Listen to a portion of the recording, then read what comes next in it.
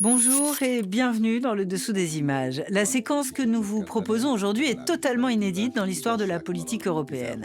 Elle nous arrive de Hongrie, où à quelques mois des élections législatives, l'équipe de Viktor Orban n'a pas hésité à publier un deepfake pour discréditer son principal adversaire.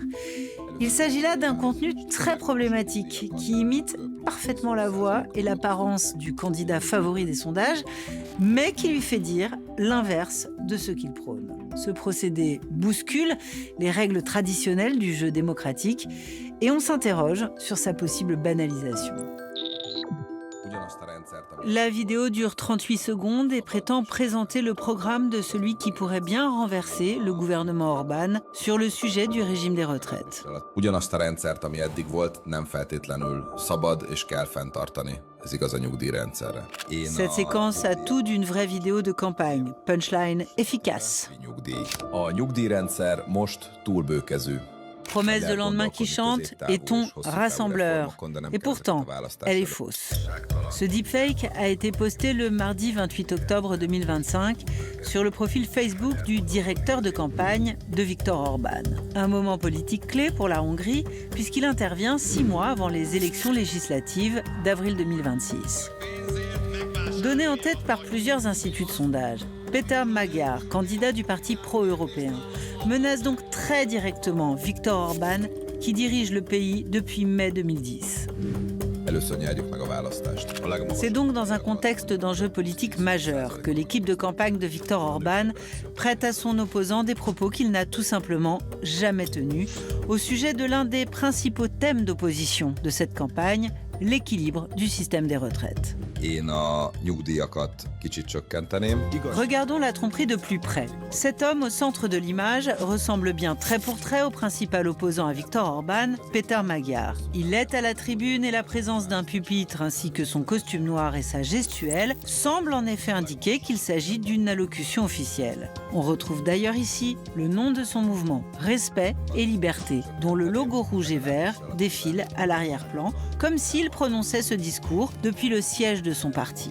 Toutefois, si l'on observe très attentivement l'homme politique, le modelé un peu trop lisse de sa peau et les mouvements répétitifs de ses mains finissent par trahir le deepfake.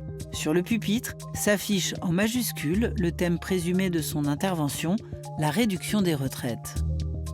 Liké et partagé plusieurs milliers de fois sur Facebook, notamment par un député du parti de Viktor Orban, le Fidesz. La séquence a reçu un accueil extrêmement contrasté. À la crédulité des uns, s'est opposée l'indignation des autres. Avant que la polémique enfle dans les médias hongrois, qui ont révélé que la vidéo était un faux, suscitant la stupéfaction de nombreux médias étrangers. Ce qui a bluffé beaucoup de monde, moi y compris, c'est en regardant la vidéo, on a l'impression que c'est vraiment Péter Magyar qui parle, parce que la voix est un poil plus grave que sa voix réelle. Igazságtalan a 13. havi nyugdíj. Az imént beadtam a feljelentést a Fidesz kampányfőnöke. Mais sinon, c'est vraiment la sienne.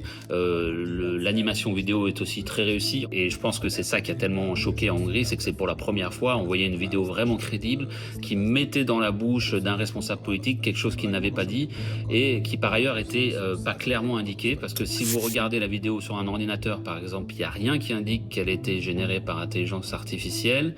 Et si vous la regardez sur un téléphone, il y a une petite notice, il y a écrit notice sur l'intelligence artificielle. Mais ça n'a rien d'évident, il n'y a pas d'avertissement avant de regarder la vidéo, c'est très trompeur, je trouve.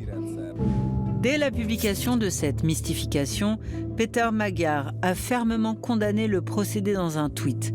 Il a également annoncé sa volonté de porter plainte avant de poster une vidéo particulièrement virulente à l'encontre du Premier ministre hongrois. Ki kell bújni a gép mögül. Ki kell bújni a nők szoknyája mögül. Legyen férfi.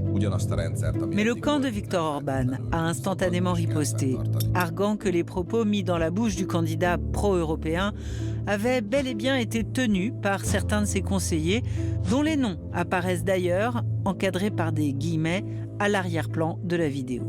Ils ont également tenu à rappeler que Péter Magyar avait lui-même eu recours à l'intelligence artificielle dans une vidéo postée fin 2024 qui ridiculisait Viktor Orban.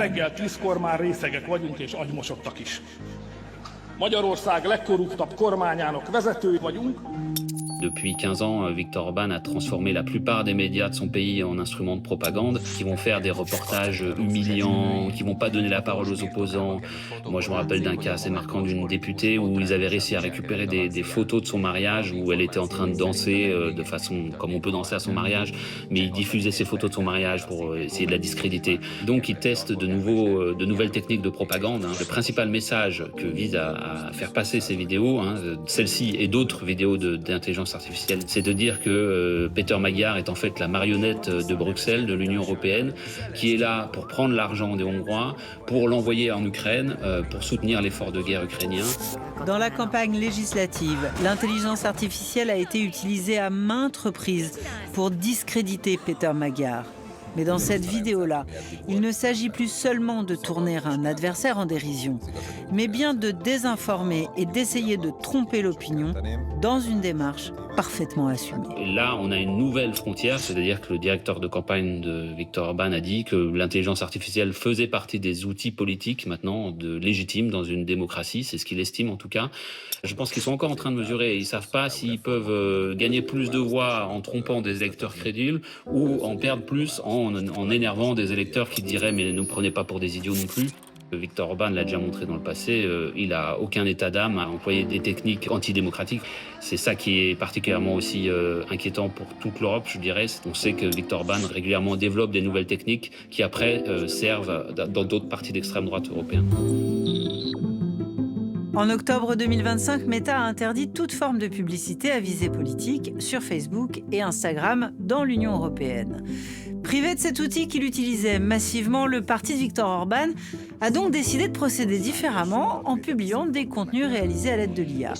Ces images plaisent beaucoup aux algorithmes, ce qui leur assure une viralité très forte et qui permet de se passer de la publicité. Par ailleurs, dénigrer son adversaire ou encore dénaturer ses propos sont des pratiques aussi vieilles que la politique. Le deepfake de Viktor Magyar, il a la croisée de deux traditions. D'un côté, il y a la citation. Par exemple, pendant la Seconde Guerre mondiale, les Américains ont fait des affiches toutes simples où il y avait des citations entre guillemets de Hitler. Je veux détruire tous les Juifs, je veux changer l'Europe. Ça, c'est un aspect très important dans la propagande.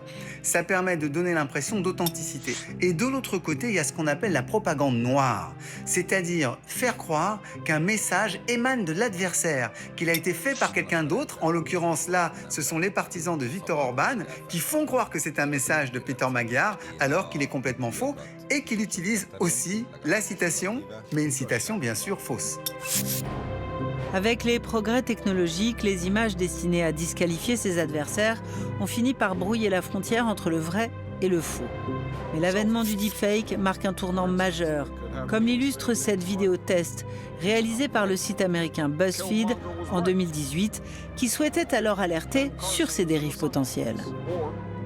We're entering an era in which our enemies can make it look like anyone is saying anything at any point in time. For instance, they could have me say things like, President Trump is a total and complete dipshit. Faire dire n'importe quoi à n'importe qui, un jeu dangereux, surtout lorsqu'il s'invite dans l'arène politique. Il ne faut pas confondre non plus le deepfake et la caricature.